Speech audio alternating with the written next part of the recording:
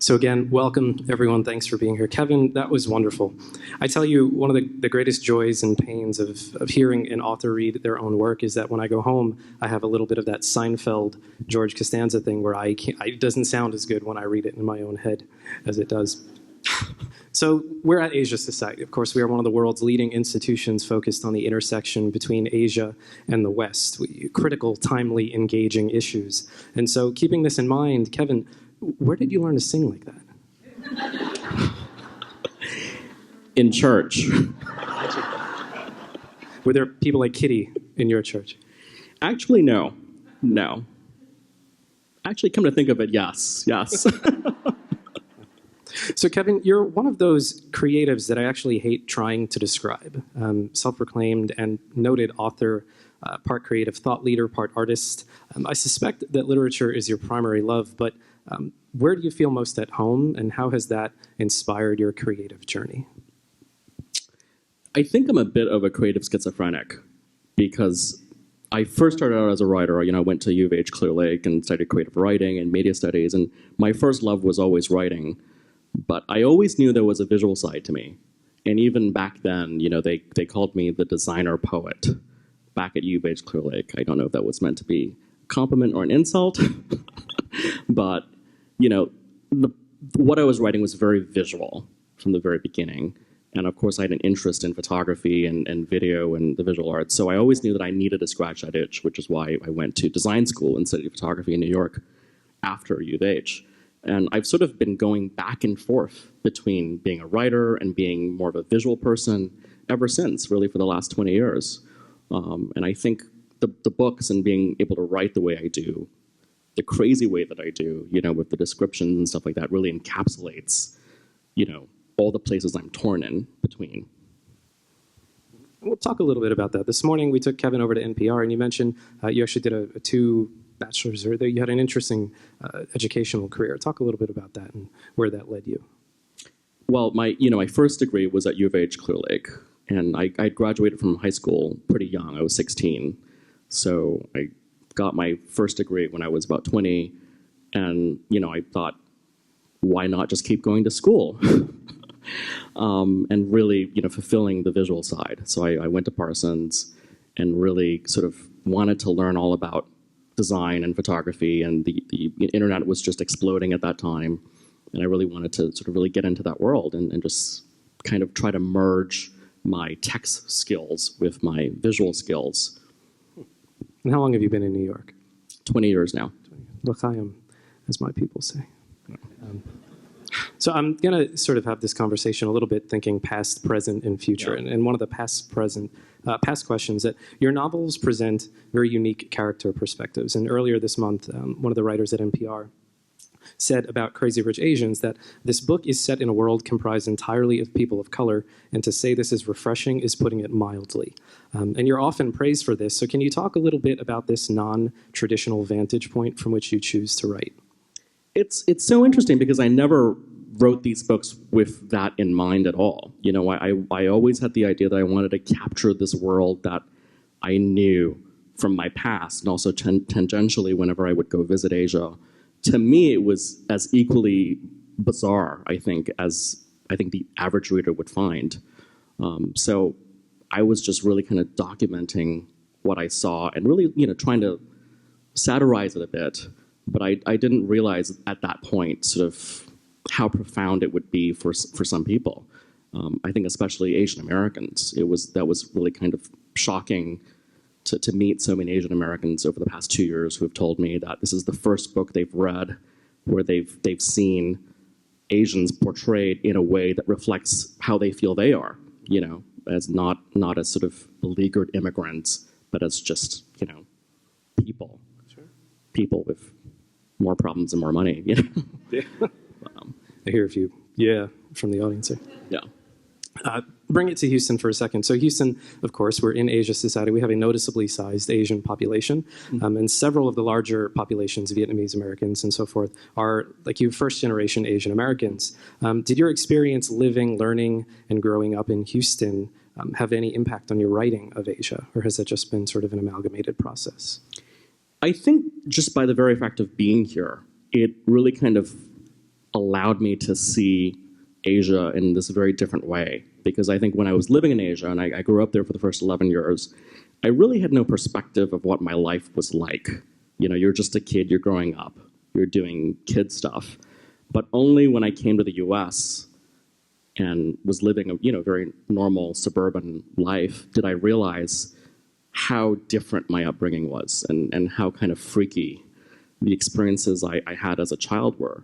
You know, sort of going to these Bible studies where women would, play with millions of dollars worth of jewelry as they read the Bible, things like that. And so it really sort of compelled me to be able to look at that world.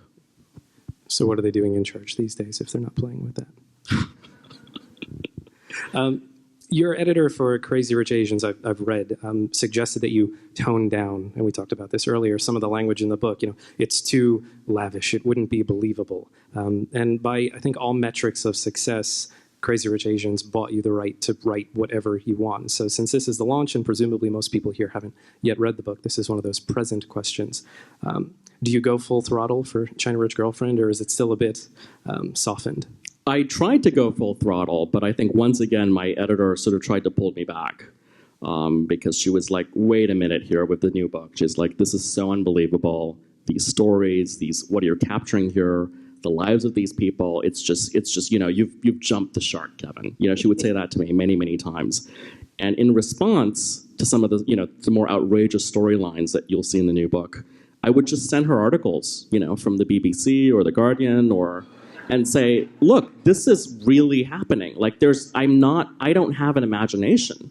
So I'm not making any of this stuff up. I'm just reading the papers and I see it when I'm in China and it is outrageous. And that's why I wanted to write about it. And I always had that intention, even beginning from the first book, that it would just ramp up with the second once we got to China. Because what's happening in China, the pace of the growth and the size of the fortunes that are being made and the lives that are being lived are just on a scale that's sort of unprecedented in human history, I think.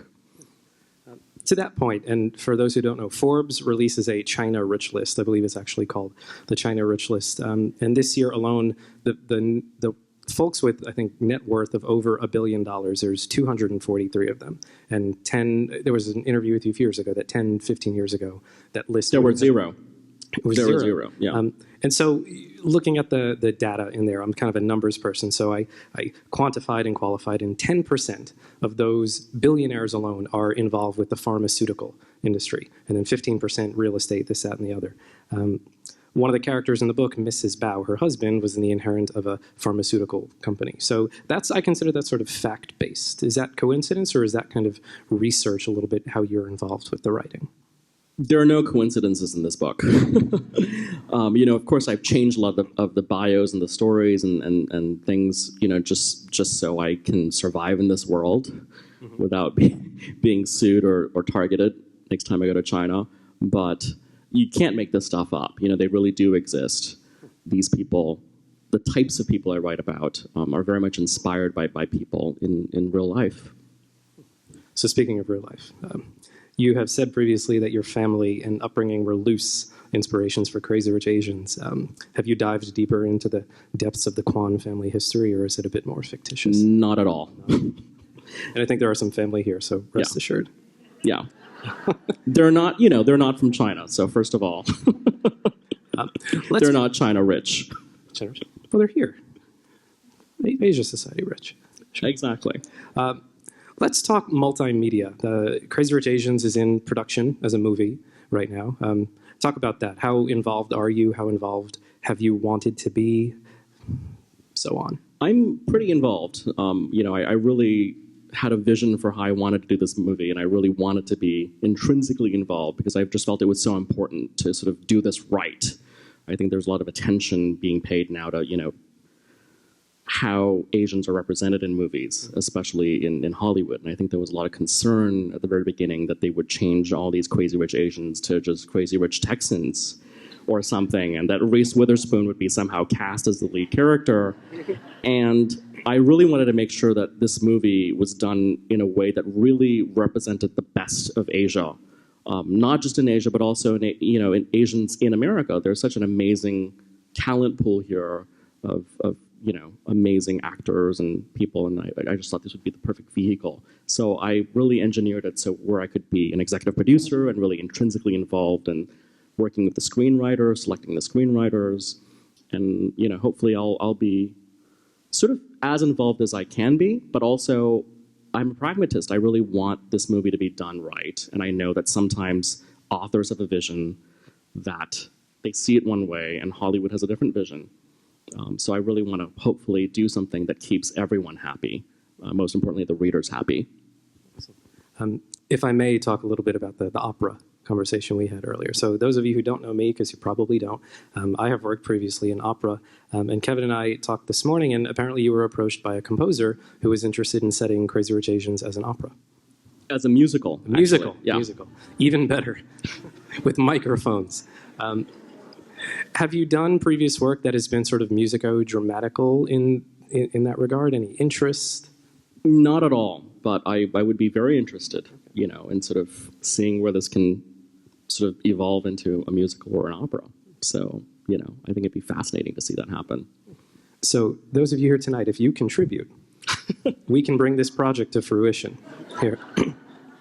I want to play off something that you mentioned before, just thinking of the sort of pop culture uptick that are all things Asian American. Think ABC's Fresh Off the Boat, Amy Chua's Battle Hymn of the Tiger Mom, K-pop everywhere you go. Is it a fad? Is it a trend? Where do you fit into all this? I definitely don't think it's a fad. I think I would hope that it's really a renaissance of representation, really seeing more Asians represented in American pop culture where they should be, as it's reflective of who they are in the larger population of America and the world. And I think, especially in Asia, you see how the influence of K-pop, for example, has infiltrated China, Singapore, Hong Kong. Everyone's obsessed with Korean dramas, So it's interesting to see how there are so many possibilities, I think, of what's happening, what's available. And I think there's a hunger for the material. People want to see and read about, and see movies about these fascinating characters, not just my characters, but characters that happen to be Asian but are not maybe necessarily playing an Asian role, for example. Well, thank you. I'm going to ask one more question, and then we'll open it up to you all. What do you miss about Houston? Papacitos. Pretty much. I think we can just end the program there. Thank you. We'll take a few questions from the audience, and then we'll get you outside to meet with Kevin and sign books. I want to call on you right there first. And just stand up and say it loud. I have two questions. The first one is, in this book, you have several conversations, I can remember at least two, where somebody is meeting somebody else and you hear the interior dialogue. I love it. I don't remember that you did it in the first book. I did do it in the first book. Not as much as it happens here, I think, but if memory serves, there were some points in the first book where there was an internal dialogue. I might be wrong. I mean, yeah. You're being polite and you're doing something and you hear what's really going on in their minds, like, oh my God, who's this woman? Why am I doing this? Very nice to meet you, stuff like that, yeah. Yeah.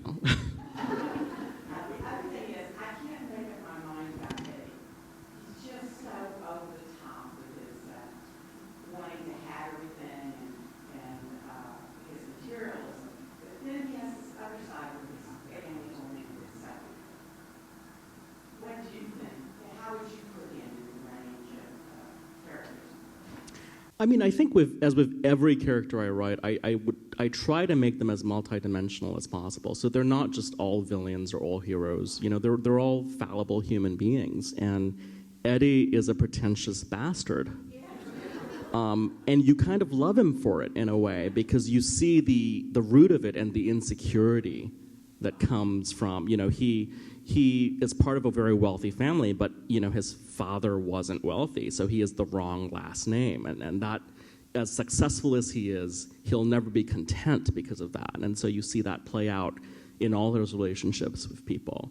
And to me, I love writing about him. It just comes very easily when I write about Eddie, but I also, know who it's based on in reality. And Eddie's really actually one of those characters that I had to tone down because the real person is even more over the top. Remind me, was it Eddie who visited his friend and the friend had a computer in the mirror? Exactly. And the climate-controlled shoe cabinets. Yeah. He couldn't live without that computer in the mirror. Exactly. Thank you. Thank you for your question. Right here? Well, the first few times I read Crazy Asians, I laughed hysterically. The second, the third, and fourth time, I started almost crying over the tragic human flaws I found in them. That you seem to, I mean, it was profoundly flawed human beings, and you had to seem to have empathy for it. And when you're reading Kitty, evidently you have a lot of sympathy, empathy for her. I mean, it's just like at the same time, it's a hilarious tragedy of their lives is so profound. Do you feel that profound tragedy of all these flawed people? I mean, actually, it reminds me of a lot of people I know. I'm sorry. You know, I think every character to me is like a child, you know, having sort of birthed each character. But I do feel that, you know, each one of them, they're all special in their own way.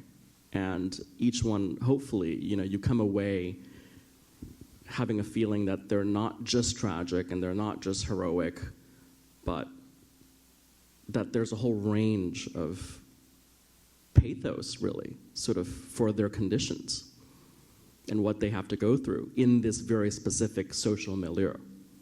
I wouldn't want to be part of it, personally. You know, I would not want to have the life of a Kitty Pong or an Eddie, and thankfully, I don't have to. Maybe you wouldn't want to be recognized as a Kitty Pong. There.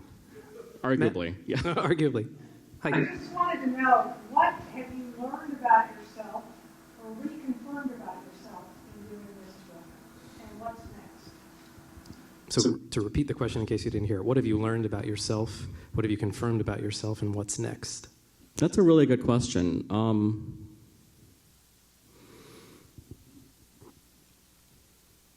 Very profound question. I would say that I'm glad I don't live in Asia, first of all.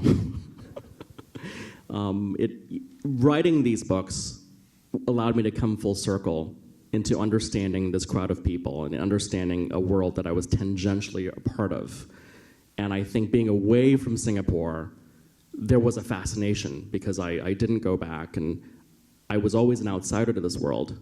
And I think having written these books gave me a new understanding of these people and a new understanding of myself, in that I'm much more content in my life and being able to write books and make people happy through writing. So to answer that question, and I can't remember what the second part of the question was. What's next?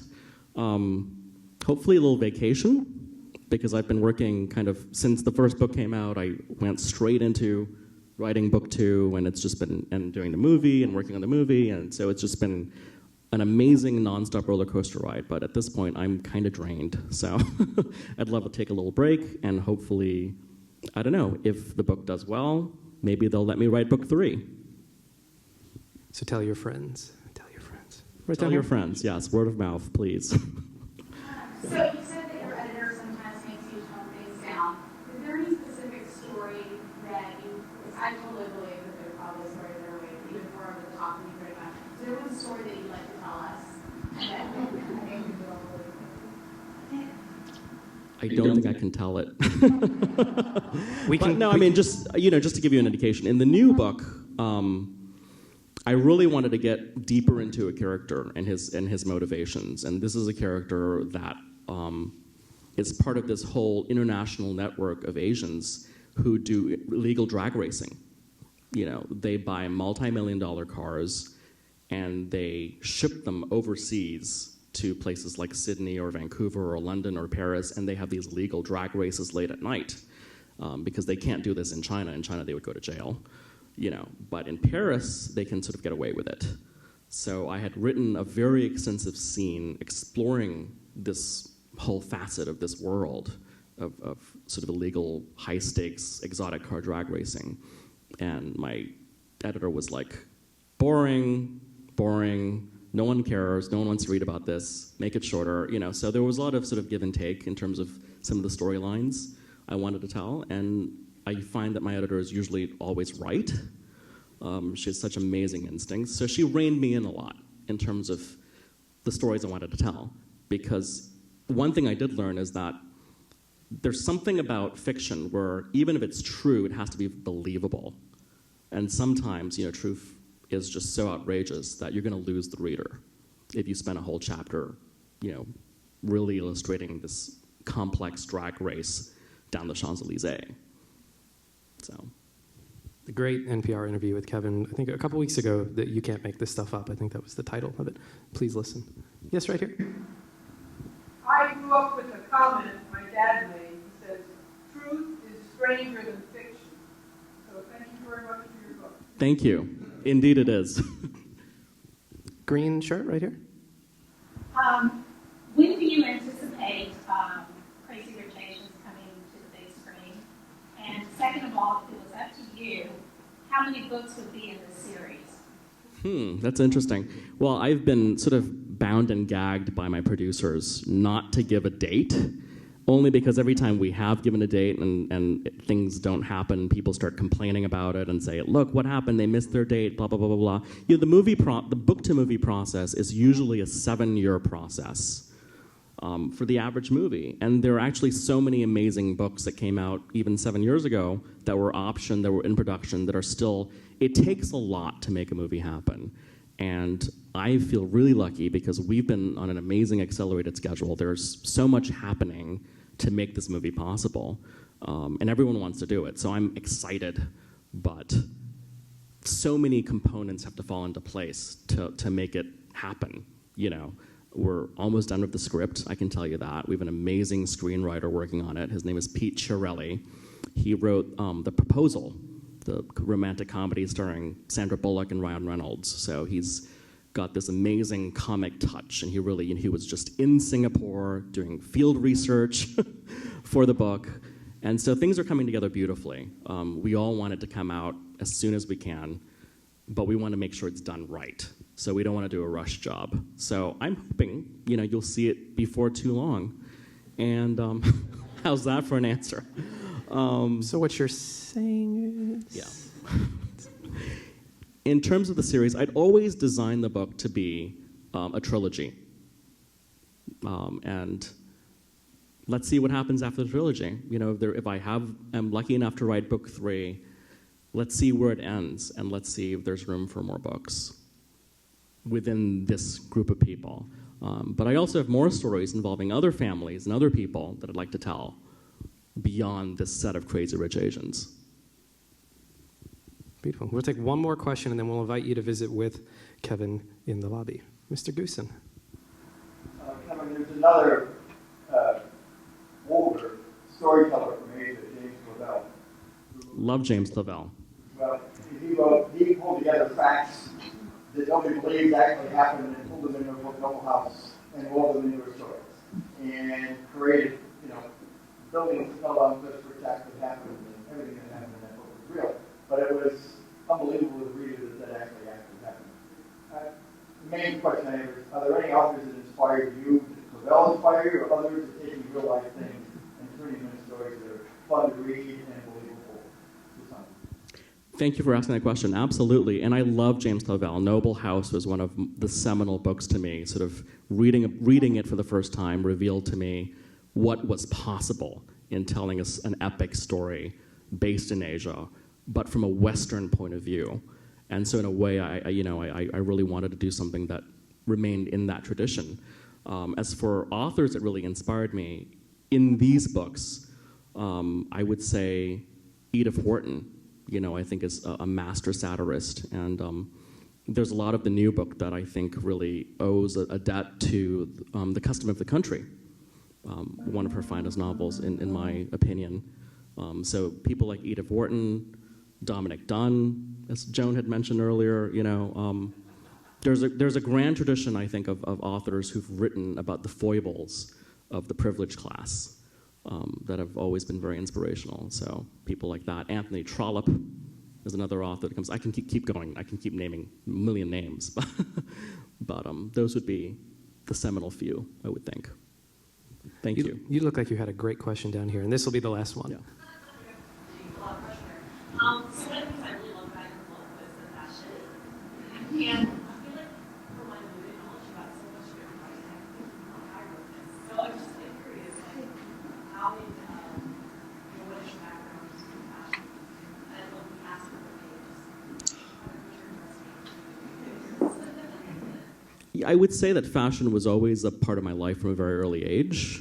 I think I sort of grew up in an environment where I was very aware of fashions, and especially growing up in Singapore.